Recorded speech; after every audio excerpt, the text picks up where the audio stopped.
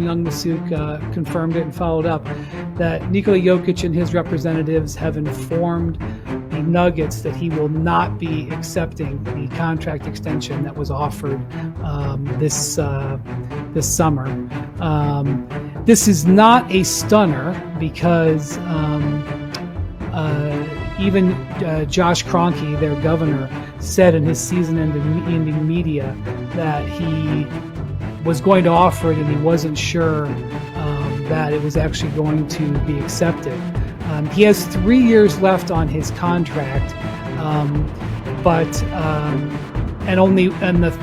he has an option for the last year, so he's got 2 years left guaranteed with the Nuggets, and he could have done a 2-year extension basically. There would have been a 3-year extension. He'd opted out and replaced it, but basically it would have been only 2 years of new money. Next year, he can sign for a much larger deal with 3 years of new money. So it's actually kind of 4 years when you look at, he'd get paid for this year and then add 3 more. So it kind of made sense that he would not sign this. You know, like Josh Kroenke said, the team was prepared for it. That said, McMahon, when your franchise player doesn't sign an extension, it is going to stutter you a little bit, especially when the team has had, you know, some fumbles the last couple of years with the roster. Yeah, and again, not a surprise. It completely makes sense from a financial perspective for Joker to go ahead and wait. Just like it made sense from a financial perspective for De'Aaron Fox to go ahead and wait and not to commit to the Sacramento Kings last summer. Now, we all know how that worked out. Having said that, Joker's got a little bit more playoff equity, championship equity in Denver, I would say, having won a title as opposed to never having won a playoff series like De'Aaron Fox did in Sacramento.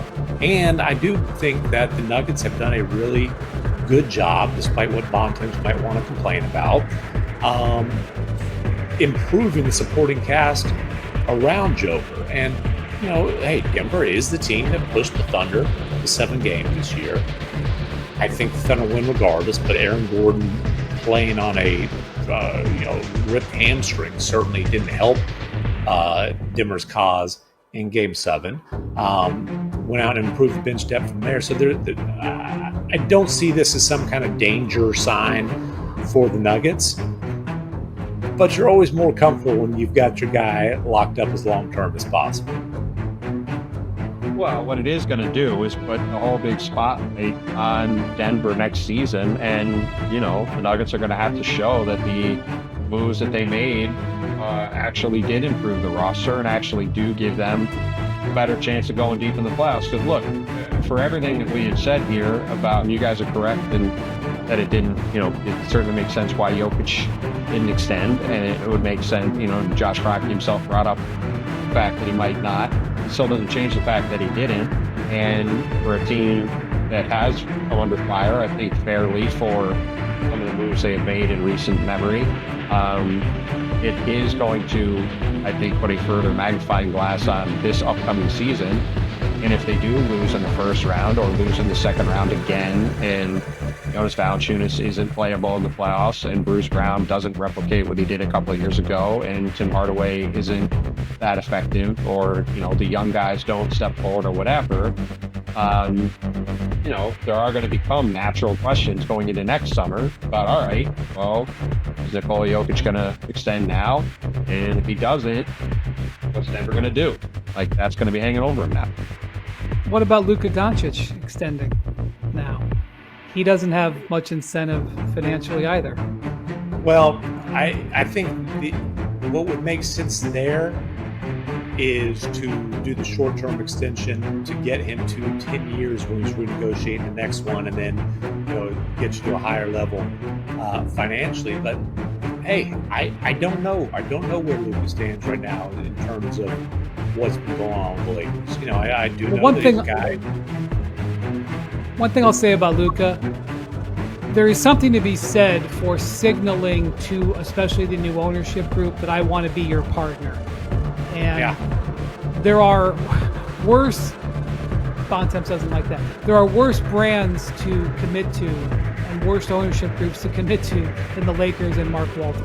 So what Luka could do, even though there may not be a financial benefit for him to connect, him connecting right now, there is something to be said for saying to the new ownership, let's get into business together and let's begin the process of doing this together. There is a value to that, because if the Lakers know that Luka is invested, even if it is for a short deal, man, they can make some decisions that are a certain way. And I do think there's a value to that that at least has to be considered. So like De'Aaron Fox, when De'Aaron Fox didn't extend, it was a message that he wasn't necessarily firmly committed to the partnership. Even if Luka can leave his options open, there's something to be said for saying that you're committed to the partnership. And again, I do think that shorter term extension makes a lot of sense for a lot of reasons. Financially, it puts him in the best possible position. And let's just be honest, the Lakers aren't a bad franchise to bet on, especially now that they have the deepest pockets of the ownership group in the NBA, and they've got a lot of work. It's not deeper than Ballmer. Okay, well, sure. Okay, much deeper pockets than they. Extraordinarily deep pockets, and the best brand in the NBA in terms of marketing and all those kind of things. And we'll see how the DeAndre Ayton thing works out. But I believe Luka was on board with that. Obviously, same representation, same draft class, all those sort of things. The LeBron stuff, not ideal, and that is a guy that Luka grew up. He was his favorite player growing up, and just quite frankly, like the way the Dorian Finney-Smith thing went down, not ideal. It's one of Luka's all-time favorite teammates, and the contracts came out, and I get the Lakers prioritizing cap space in the summer of 27. But did you see? Is there any guaranteed money in Dorian Finney-Smith's contract after 26-27? There is not. It's just a 2-year guarantee. Huh. Well, I found that to be interesting. I don't think it was the. I don't think that Dorian Finney-Smith left real thrilled with how the Lakers front office handled that whole situation, which isn't ideal. Not ideal. All right. Well, Bontemps wants to say something before you get to Dorian Finney-Smith. This entire conversation insane. I don't understand why it's up to Luka Doncic to just bow down to the Lakers and say, hey, we should have a partnership here going forward. To me, the Lakers have to show Luka Doncic they deserve to have a partnership with him. I mean, this is a team that is a mess at the moment. And I mean, Dorian Finney-Smith thing does not look great for them. And they do not have a lot of talent on the roster. And this is not a team that Luka Doncic has any sort of loyalty to. They traded for him out of the blue 5 months ago, and now he's there. And I don't see why. To me, if I'm Luka Doncic and I'm his representation, to me, I'm keeping all my options open till next summer. It doesn't do him any good to sign an extension now and take options off the table next summer. To me, it doesn't do any good to take any pressure off the Lakers to try to improve. Luka Doncic isn't, to me, in a position where he should be cool with them having some 2 or 3 year rebuilding plan. The Lakers could hardly put contending teams around Anthony Davis and LeBron James.